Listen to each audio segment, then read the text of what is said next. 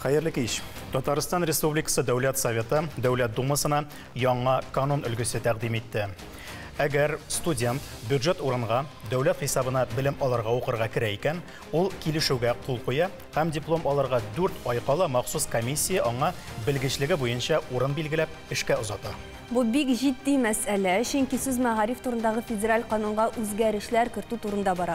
Татарстанның мәгариф министрлыгы әлеге башлангычны хуплый һәм ул предприятиеләрне белемле кадрлар белән баетырга, тәҗрибәсе булмаган яшь белгечләргә әйбәт эш табырга ярдәм итәчәк дип саный.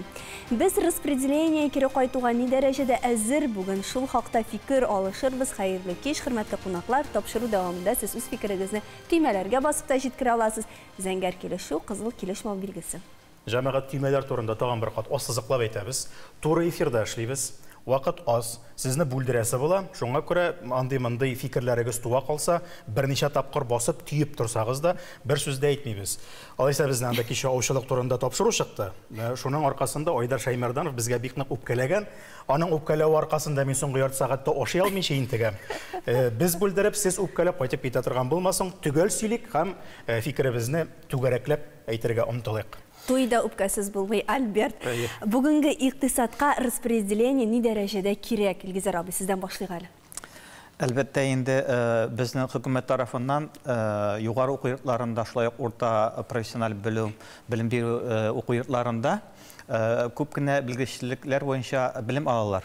Шуңа күрә аның әгәр дә чагыштырсак, түләп уку белән әйбәт коммерцияль нигезендә. Мәсәлән, бер елга түләү 90 меңнән алып 120 меңгә хәтлек тәшкил итә. Шуңа күрә әгәр дә шушы белгечләр бюджет хисабына укып, үз белгечлекләре буенча эшкә кайтмасалар яки эшкә урнашмасалар, бу инде 4 елга тапкырласаң, шул сумманы бик хөкүмәткә, бюджетка зыян дигән аңлатыла. Бу беренчедән, икенчедән, менә бу бүгенге көндә шушы законны без инде инчективәтик уртаклашабыз ди фикер, шушы закон буенча әйбәт. Аны эшләүчеләрнең фикерләре буенча бүгенге көндә оборона сәнәгать җитештерү комплексына безнең кадрлар кытлыгы күзәтелә. Югары белем буенча инде югары белгечлекләр алып чыгучылар буенча 20 меңнән артык, урта махсус белем алып чыгучылар буенча 17 меңгә якын.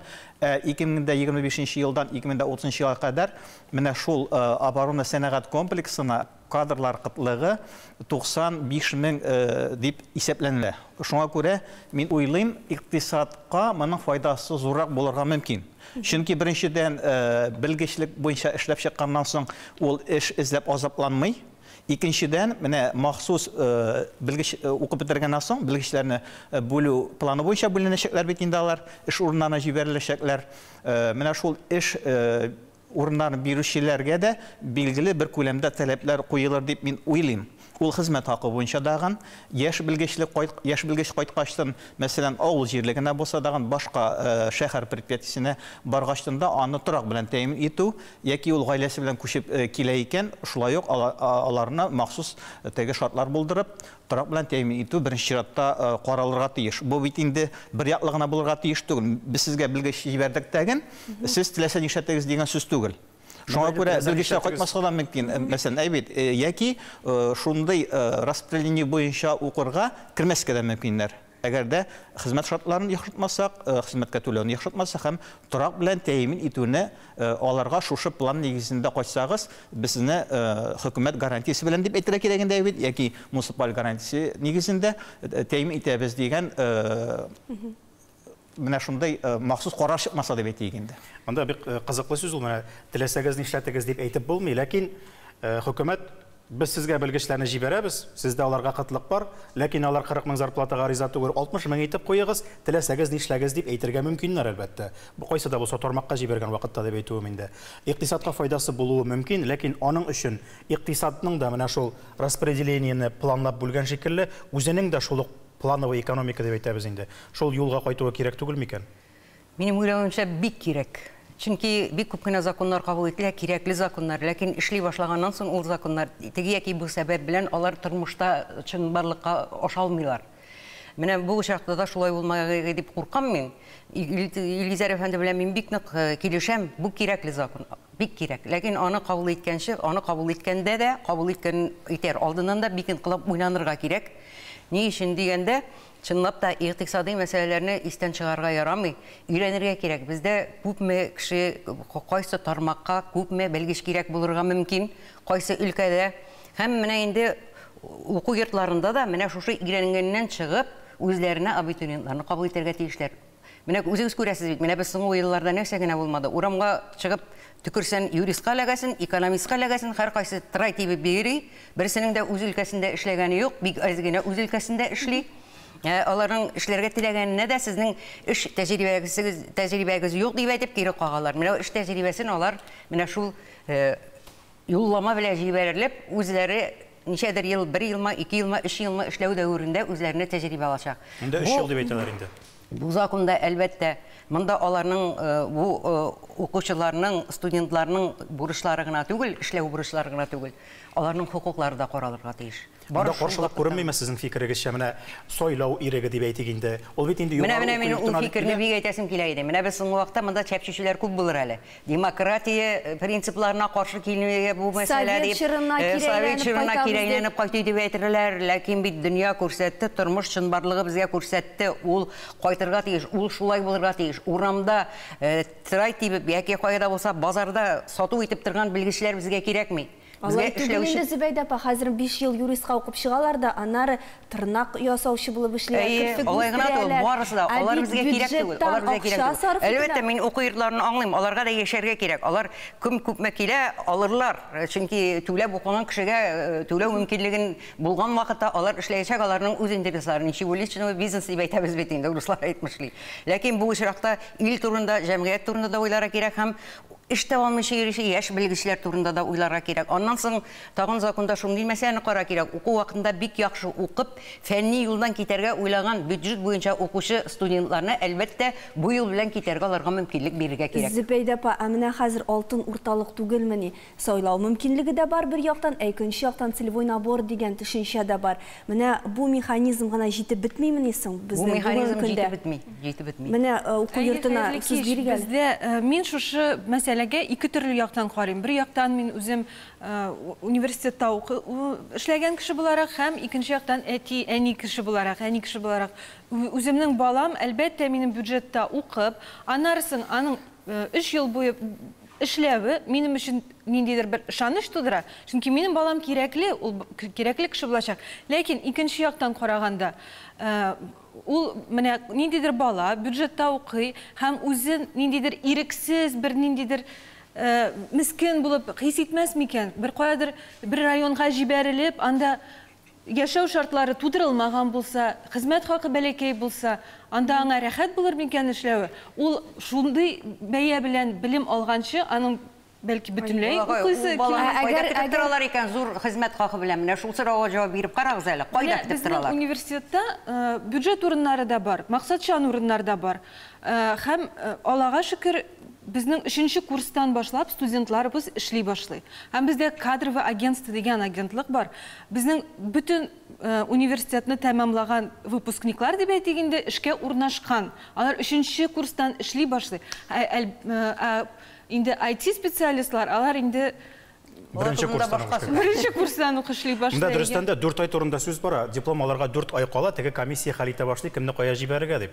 Ләкин дөрестен генә әйткәндә, икенче курста укыган вакытта инде ярыйсы ук үз белгечлеген үзләштергән, кайсы да булса юнәлештә эшли башларга мөмкин бит инде. Ул студентларны эшкә җәлеп итү дигән әйбер бармы ул бүгенге көндә? Чынлап эшкә урнаштырып, ничектер уку йорты белән сөйләшеп, бу аның практикасы, бу аның уку йортына карап инде, мәсәлән, мед институтта, мед университетта укучылар, алар берничек тә икенче курстан эшли алмыйлар. Табиб булып, алар анда кайдыр санитар булып, бәлки ярдәмче булып эшләр. Бер хастаханәдә бит инде улар системасы. Алар медицина университетын бетерүчеләр, мин үземнең өлкән кызым укып бетерде, хәзер ординатурада укый, белем ала. Ялышмасам, 3нче курста алар экзамен бирәләр. Шәфкать туташы яки шәфкать медбрат дип әйтәләр, бит шуның белгечлек буенча эшләргә. Алар инде 3нче курстан соң кичке сменаларда, больницаларда шундый белгечлек буенча эшли башлыйлар. Бәлкем шундый практика кирәктер безгә. Безнең, мәсәлән, Казан дәүләт аграр университеты буенча бит, агрономия буенча укучылар, инженер-механик буенча укучылар авыл хуҗалыгы өлкәсендә алар инде 2нче курстан производство технологик дигән практика үтә башлыйлар. Кем махсусчан юллама белән укыйлар, алар инде үз хуҗалыкларына кайталар. Кемнәр инде укымый, аларның сайлау мөмкинлеге бар. Әмма дә ләкин алар сайлар менә авыл хуҗалыгы предприятиеләре арасыннан. Бушлай практика. Юк, практика киткәндә без менә кем практика кабул итә, аларны сорыйбыз инде хезмәт хакы белән тәэмин итүләрен. Мәсәлән, агрономнарны иң кимендә узган ел 25 мең күләмендә оклад белән тәэмин иттеләр, плюс еще өстәп түләйләр инде премиялар һәм ашау бушка, туру шулай ук шартлары бушка. Менә кайсы профессия белгечлек практика ягыннан ихтияҗ зур. Менә шул белгечләр буенча аларны рәхәтләнеп кабул итәләр, сорыйлар. Без инде менә хәтта шәһәр балалардан шул белгечләр буенча укырга килеп, шунда эшлиләр аннан. Асы да бар. Без кыска вакытлы рекламага тукталып алырбыз, аннан соң дәвам итәрбез. Бездән аерылмагыз.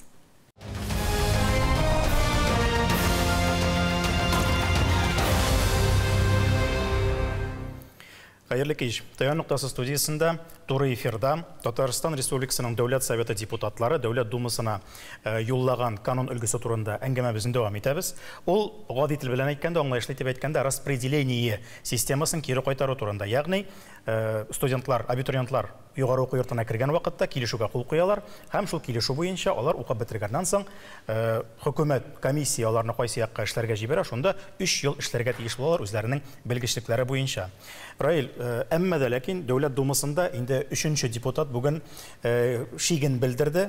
Берсе инде аның популизм дип әйтте турыдан туры, булай эшләмәячәк ул, кирәкмәгән әйбер чыгарып ятмагыз дип. Берсе инде клишес ялгышмасам әйтебезде, өйрәнергә кирәк, бездә целевой набор дигән системада эшли, ул да җитәргә тиеш дип. Менә бүген фамилиясын оныттым, кемнән чыгыш ясаганын. Ул инде әйтте, менә Зөбәйдә ханым белән сөйләшкән, конституцион хокукларны без монда шиклибез кебек, сайлау мөмкинлеге булырга тиеш. Ничек инде ул югары уку йортына керәм дигән вакытта аңа я кул куясын, һәм риза буласын, я бөтенләй кер алмыйсың дигән шарт куярылырга мөмкин дип. Башка төрле фикерләр ишетеләме һәм ни өчен булай бер каршы торалар? Дөресен генә әйткәндә, бу беренчедән тәкъдим генә. Әгәр Дәүләт Думасына кергән очракта да монда бик күп үзгәрешләр булачак. Әлбәттә, менә монда килгән кунаклар күбесе теге шикарилар бу законга, ләкин минемчә Миндә дә шик бар. Чөнки әгәр шушы Дәүләт Думасына кергән очракта да монда бик күп үзгәрешләр кертергә кирәк була. Иң беренчедән үзгәрешләр кертеләчәк. Монда инде регионнардан сораячаклар, аннары безнең югары уку йортларыннан сораячаклар, өченчесе инде безнең предприятиелардан сорарга кирәк була. Менә аларның тәкъдиме белән үзгәртүләр кертергә. Менә мин бер генә мисал китерәсем килә. Мәсәлән, менә мин 5 ел университетта укыдым. Моның өчен 5 елга хөкүмәт бюджет акчасын 500 мең акча тупты. Мин 5 елны укып бетердем дә предприятиягә 3 елга эшкә килдем. Ләкин кызганычка каршы менә мин яшь кешегә, миңа бу эш ошамады. Яшь кеше нишләргә тиеш? 3 ел бит инде авырлык белән эшләп, аннары 3 елдан соң бүтән эшкә күчәргә мөмкин була аңа, авыр булачак. Әгәр күчмәгән очракта ул эштән китә, әйтегәндә, 1 елда эшләмичә 500 меңне суд нәтиҗәсендә судебный приставлар аркылы шушы яшь кешедән алырга тиеш булалар. Эшләмәгән яшь кеше каян 500 меңне түләргә тиеш? Ул бит әле вузны бетергән генә. Шуңа күрә монда каршылыклары бик күп. Раил, икенче яктан менә карайм, бездә мәсәлән журфакта укыдык, бюджет урыннар бик аз иде һәм бар иде шундыйлар менә университетны тамамлап, анда тырнак ясаучы булып эшләүчеләр. Һәм мин менә нигә ул анда ул урынны алып торган? Менә шундый сорау туа. Башкалар бит матур итеп укып, аннары менә дигән журналистлар була ала иде. Но монда бит бюджет урыннары турында сүз бармый, бюджет урыннан арттыру турында сүз бармый. Бюджет урыннарына керүчеләр турында, арттыру турында бармый. Аңа керүчеләр саны, мәсәлән, 5 ел элек ул мәсәлән бер урынга 10 кеше булган, ул хәзер дә шулай. Ул үзгәрмәячәк. Монда гомумән караш кына үзгәрә кешенең. Шуңа күрә без мондай ситуациягә килепләргә мөмкинбез. Менә шушындый закон кабул ителгәндә, яшьләр гомумән андый җирләргә бармаска, теләк булмаска мөмкин. Шуңа күрә гомумән бүтән җиргә керергә мөмкин. Ә без бүтән яшьләрне менә әйтик 40%-ын бүтән якка шул тырнак ясаучылар или опять-таки экономистларга бурсак, анда бит тагын артып китәчәк. Менә әйтелгән предприятиеларга баручылар саны артмаячак. Шуңа күрә монда без моңа әйберләр, Раил, гафу ит мине. Бу әйткән әйберләр алар барысының төбендә ята белем бирү системасының коммерция чыганагына әйләндерү аркасында. Онга әйләндерергә ярамый. Без бүгенге көндә, бүгенге чынбарлык бездә аны сорамый. Безгә башка бер кирәк хәзерге көндә. Бездә хәзер үзебезнең сәнәгатьне күтәрергә кирәк. Безгә авыл хуҗалыгын күтәрергә кирәк. Барырга эшләргә теләмисең икән 3 ел барма, ник барасың? Әгәр дә инде 3 ел синең эшләрлек хәлең юк икән, икенче уку йортына барып уку да, икенче белгечлек ал да кит. Зөбәйдә апа, мен бәлки булар белән килешәмдер. Юк, Луиза, бер фикерне генә әйтәсем килә. Менә элек ни өчен без бу системадан киттек? Чөнки коррупция дигән әйбер барлыкка килде. Менә бу законны без кертсәк, шундый ситуациягә килеп терәләчәк. Без 5 ел абруйлы әтиянинең баласы 5 ел укыячак та, предприятиедә черный души дип аталган система буенча эшләячәк. Менә шуңа килеп кайтачакбыз. Шуңа күрә моны бик карарга кирәк. Ул хәзер бик Хәзерге көндә целевой Хәзерге көндә күпме профессорның хөкем эскәмиясенә отырганын беләсезме, коррупциягә каршы көрәш дип. Хәзерге система буенча. Ну без тагын шуңа кайтабыз, Зөбәйдә апа. Ничек кайтмыйбыз без аңга. Шуңа күрә бик уйларга шикле карарга кирәк бу сорауга. Уйларга кирәк. Теге якны да, бу якны да карарга кирәк. Үзгәртүләр кертергә кирәк дип уйлыйм. Сез кем яклы бу очракта? Мен яшьләрнең фикерләрен белештем. Алар әйтә, без бу искелек калдыгы. Ни өчен без СССР заманына кире кайтырга тиеш? Яңа ысуллар уйлап табырга дигән фикерләрне әйтәләр. Яшьләр әйтә, яшьләр әйтә, менә без бит инде әзерләнәбез. Күпме 11 ел буе укыйбыз. Егыга башны көн-төн укыйбыз. Ләкин шул вакытта ни өчен безне каядыр башка җиргә җибәрергә тиешләр? Ни өчен без барырга тиеш дигән сорауларны әйттеләр. Менә мин күпме студент белән сөйләштем, аларның берсе дә каядыр эшкә барырга риза түгел. Дөрестән дә, бәлки моның шул белгечлек буенча әйтик инде шул сәнәгать өлкәсендә, ләкин Татарстанда эшлисе килә торгандыр. Алар икенче юлны сайлаячак.